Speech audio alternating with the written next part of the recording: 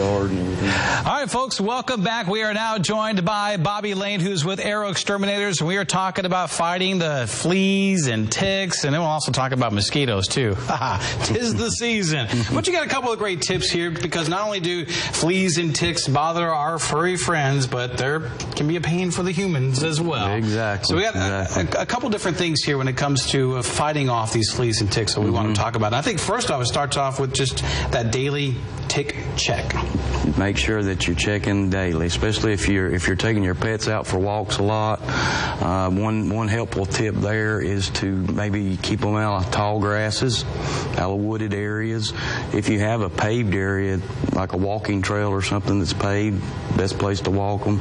That way they're not in areas where they're likely to pick up fleas and ticks. But definitely once you get back inside, check them regularly, daily, every time you go out. Check around the ears where legs meet the abdomen, body parts and stuff, because ticks and fleas like to hide. So, But yeah, it's very important to keep a check on them. And unfortunately, when it comes to fleas and ticks, it's almost inevitable. But there are ways to protect your skin as well as your pets. Let's start off first with protecting the human skin. Protecting the human skin, a good flea and tick deterrent with DEET in it, which also works against mosquitoes as well.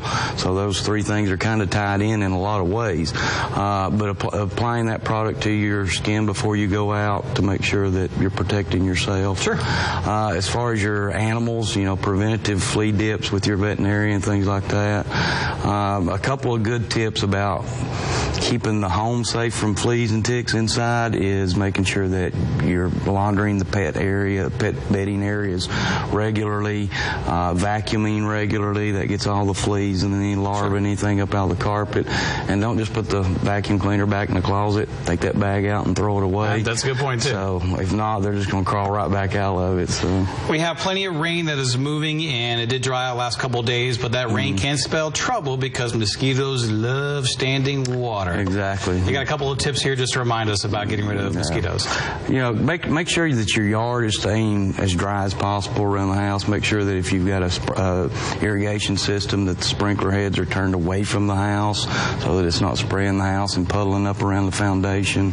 Make sure your gutters are cleaned out. Even sediment buildup can cause it to hold water inside the gutters.